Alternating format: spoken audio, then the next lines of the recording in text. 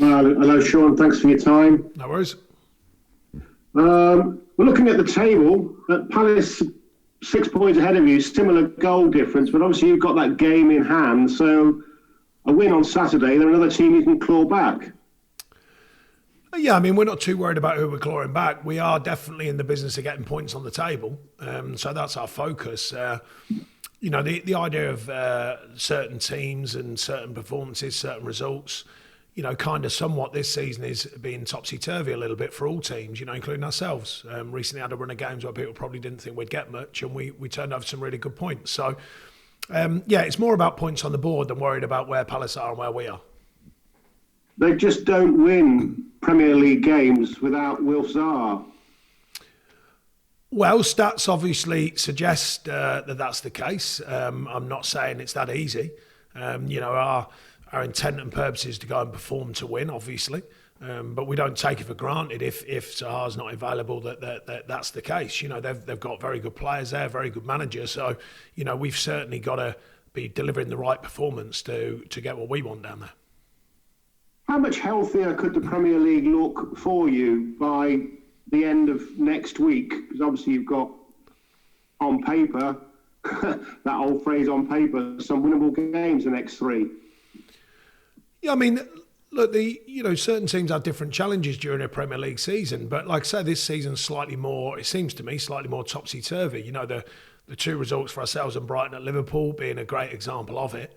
Sheffield United going to Man U and things like that. So, look, the thing I know about the Premier League is all games are important. Of course, statistically, you have a better chance against certain teams. But it doesn't make them make or break. It just makes them better statistical chances of getting results just in our history of being in the Premier League. There's still good sides. They're still active. Everyone's fighting. Everyone's alive. Sheffield United have certainly shown a strong sign of that lately. Of staying in the task of what it is, the journey of a Premier League season.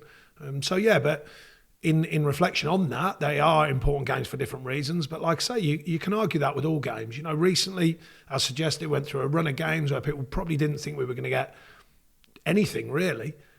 We come away with 6 points out of 4 very tough games, and I think that's a healthy return. We've got to keep to that form. We've got to keep winning games. I thought we were very good in the last game against Brighton, and arguably certainly deserved to get more than just a point in that game. But that doesn't guarantee the next one. So the importance and the focus is on the next game rather than the next 3. It's just on the next one, which is Palace. You mentioned the Brighton game, and according to the stats that I've read, I'm sure you've read the same ones, 20 shots on goal in that game, which is more than all the other 4 previous Premier League games added together. What does that say? Well, it says that we're trying to adjust the balance of creativity and defensive responsibility. It's an ongoing challenge for a lot of teams in the Premier League, including ourselves. That was a clear example of when we get it right. We did concede in that game, but I thought we defended very well as attacked very well. The main thing is getting the quality of chances and taking them. It's for us, our Premier League history doesn't suggest we create 20-odd chances per game, but it does suggest we can create quality chances and take them quality chances. So I'm more interested in that rather than the amount. Roy Hodgson, obviously the veteran of the league. Actually, his teams are the veterans as well. The oldest average age in the Premier League so far. Burnley second, as it happens. So is it like the OAP derby? It seems a bizarre tag when you're talking about footballers who are like 29 years old. And the way footballers are nowadays, it's fair to say they're certainly fitter than my era and the way they look after themselves. So if you're an OAP in the Premier League at 29, I would suggest that's an interesting viewpoint for real OAPs of the world. Look, they've like ourselves, they've got a different challenge, slightly different. They've got a higher sort of spending power than us. To get the right players in is difficult enough. To get them the right players in at the right age, the right bracket, the right level to perform in the Premier League is a very, very expensive business. So we've had to develop players over many years to be Premier League players, and sometimes take players who, just needed dusted down and polishing back up again. They're difficult to find if they're 25 and they're high flying, because quite obviously the price tag goes with that. So, slightly different to Palace. They do invest more so in the way they buy players. But it's a kind of a situation that's kind of grown on clubs like ourselves when we've got very good players, very good professionals. They know what they're doing, and they increase our chances of playing well and performing in the Premier League, I feel. And then if we adjust that with some players like Dwight McNeil and the likes, and Josh Brownhill who are coming through, Charlie Taylor somewhat, these are players who develop the team further than just some of the older players who do very well for us. We've got the beast of the East down here as well. Very, very cold. You're going to bring the trusty coat out again? I'd be really surprised if it's colder than up here. It's virtually impossible, actually, on today's weather. Wind smashing across the valley like we're in. But, it's fair to say that it's brutal up here at the moment, as across the rest of the UK and other places, but very brutal up here at the moment. We're certainly the weather won't be a big concern to us. And the coat? Another outing? Well, I was aware you dropped that in, expecting me to deliver on that coat gag. But it's fair to say it's not my first rodeo, so let's leave that one for today. And just finally, you don't do social media, do you, Sean? Are you glad now you see some of the stuff that's flying about? Well, once again, there's always that kind of angle on my view on social media. I'll clear it up once again. I have absolutely nothing against social media. My children indulge in somewhat of it, not all of it. It's just merely a case of, well, what's been shown lately. I think the question mark for a lot of people, not just for me in the football industry, is sometimes whether it's needed or not for players, coaches, managers, etc., etc. It's a question mark. I'm not saying it is or it isn't. And also the governance of it. I think we've all been wondering that over these years. And the governance of it is a key factor, because people do if you talk about freedom of speech, it's probably the freest thing that people can use, seemingly, to say whatever they want. So, but I think many, many people from many areas and walks of life have been asking about the governance of social media for a long time. Maybe there's an effect on it coming, I don't know. But that's for governments. It's not for me to decide, that's for sure. Thank you, good luck. Thank you. Thank you. We'll go from Gary Bus Patrol to Sam Younggun Ashu, please. Only just. Hiya, Sean. Nice to see you. I'll start with injuries, if you don't mind. I heard you talking on the radio this morning, but just wanted to check. Charlie Taylor, Chris Wood, Josh Brownhill, Robbie Brady, Jack Cork and Nick Pope. How are they all looking? Yeah, Corky and Popey recovered, trained today. That's good news. Charlie Taylor getting fitter, be touch and go. Robbie Brady, similar but different to Charlie. It's the risk and reward of playing these guys. Woody is a doubt for the weekend. I forgot the other one. There's one more in there. Nick Pope. No, Nick Pope. No, he's settled down. Josh Brownhill, sorry, he was the other one. Brownhill. Yeah, Josh Brownhill. Yeah, Josh Brownhill.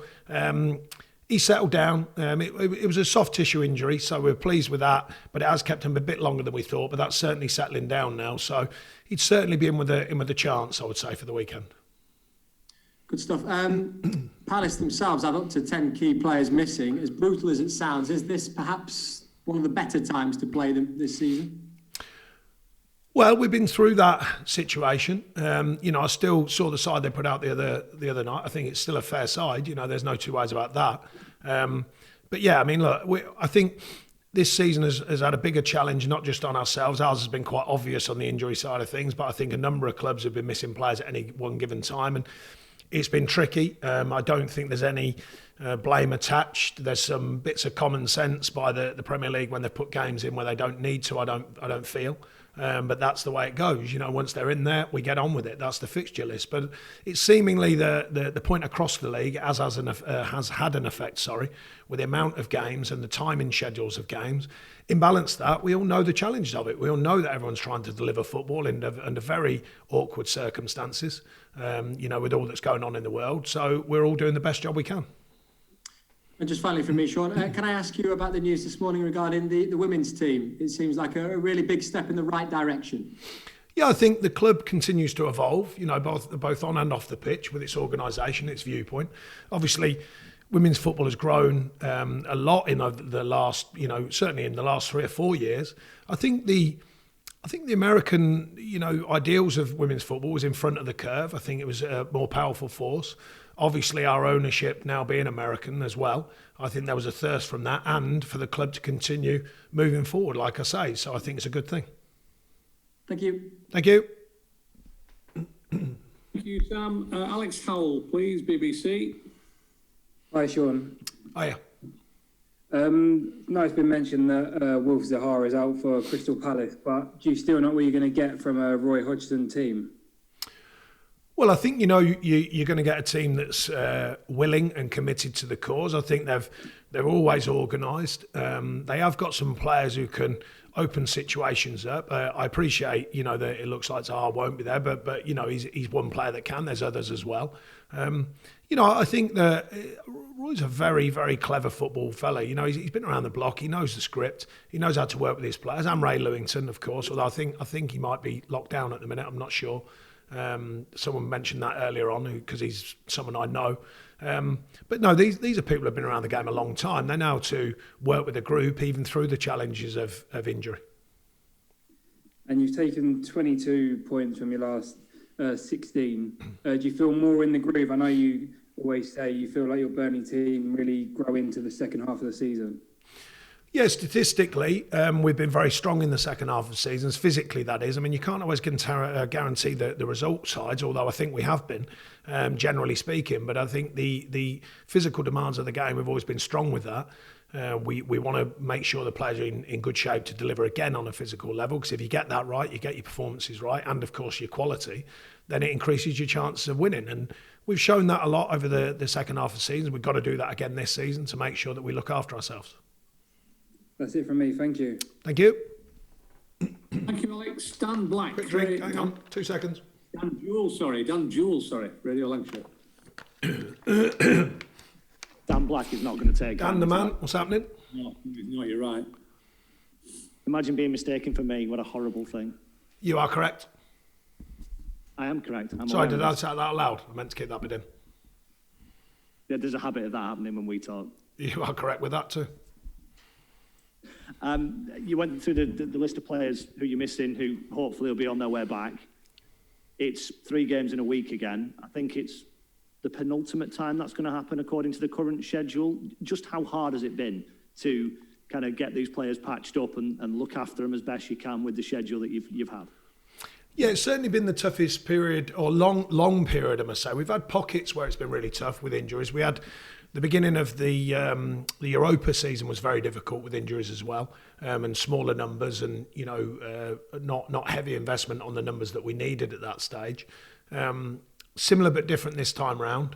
Lost players rather than gained players. That is, in the recruitment side of things.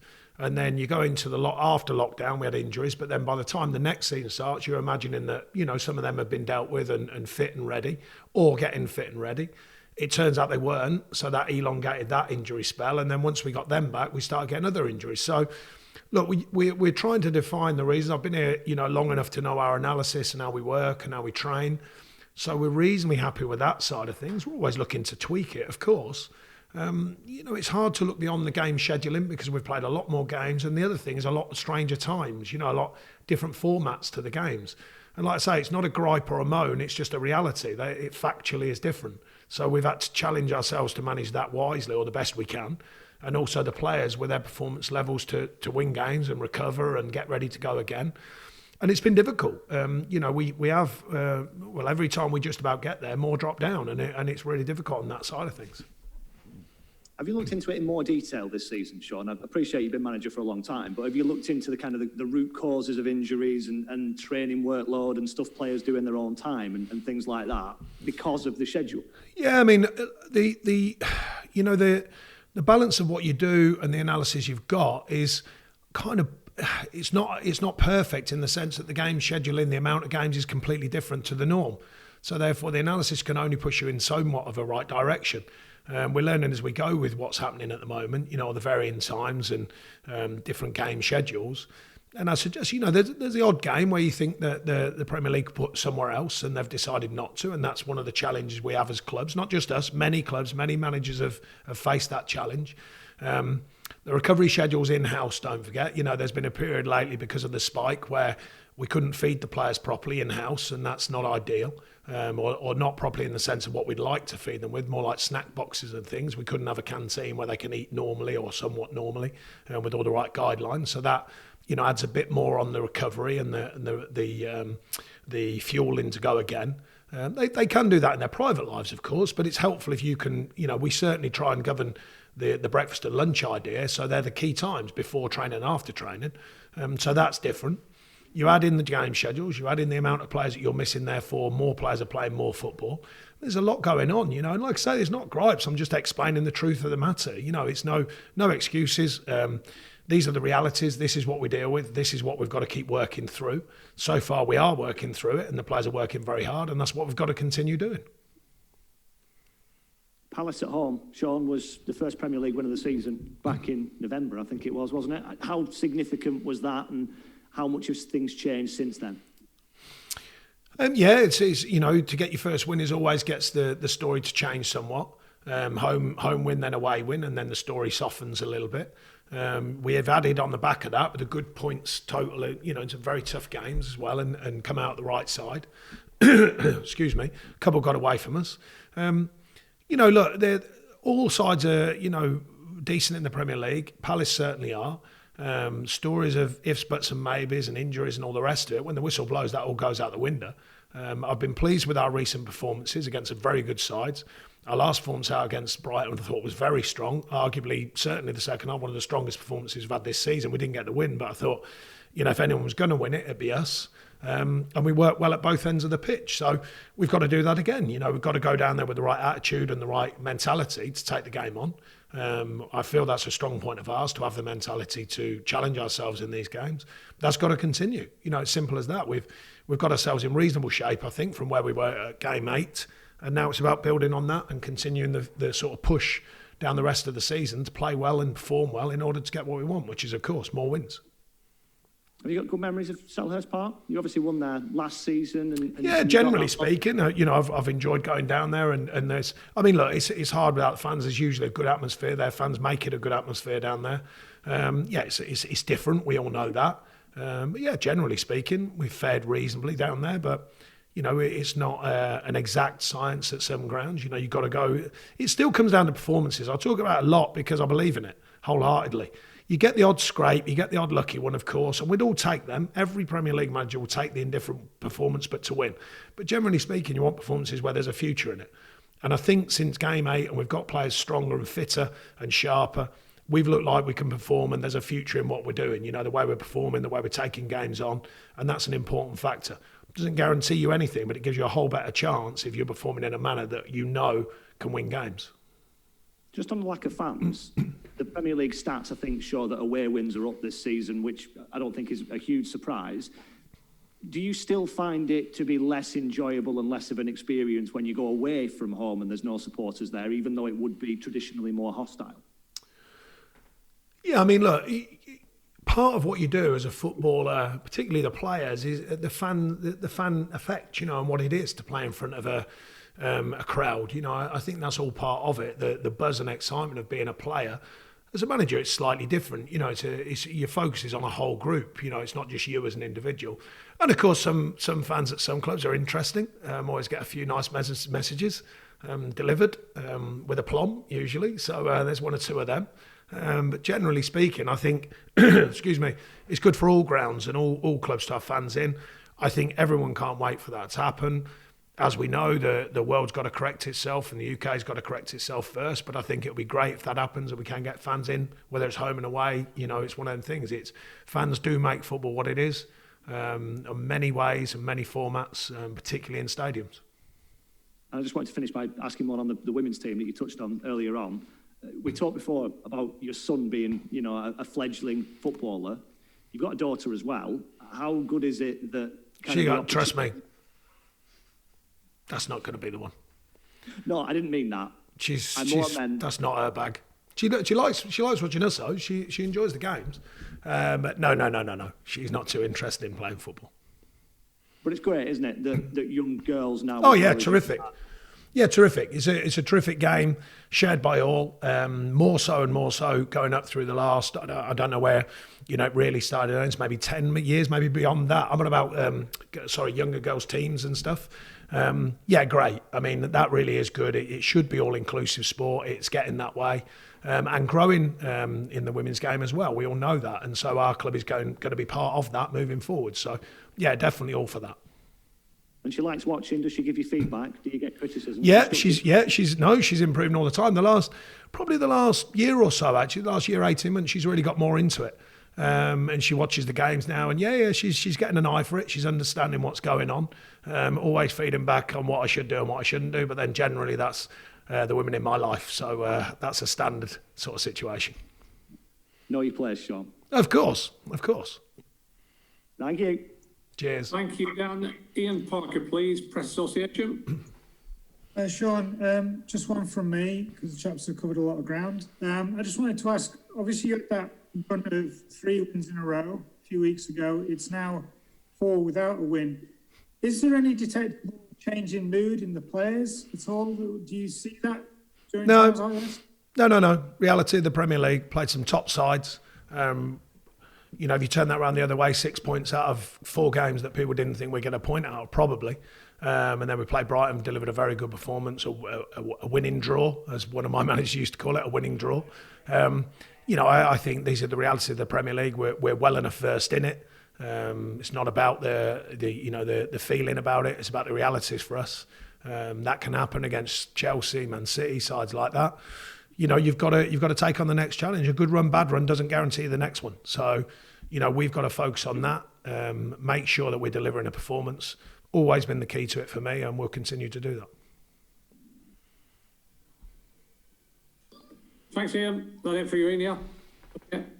Thank you. And finally, in the broadcast section, we'll go to Jacob Crook from Lancs Live, please. Hi, Sean. Hi. I know you said about Jack Cork having a bit of a knock last week, but just how good is it to have him back in the squad and adding competition to midfield? Yeah, definitely. He's historically been a very good player for us, been a very good pro all of his life. Knows the game inside out and delivers good performances for us. There's a real competitive element. I think Dale Stevens is getting stronger now, getting more used to what we do, getting that real fitness and grounding fitness. Josh, of course, Corky coming back in. West, who's been a reliable performer for a long time and stays fit and well. So, there's a good quartet there of really good players, I feel. And as you say, with Josh as well, obviously playing on Tuesday night, them sort of experiences are valuable, aren't they? Yeah, Benno's learning and improving. He's sitting behind them 4 at the minute, very experienced and good players, but he's learning and improving. He continues to do so. These are invaluable moments when he gets to play and gets on the pitch, as in Gleno the other night and Joel as well, and varying players have had a little taster of it. They're really important moments for these players. Super. Thanks, Sean. Thank you.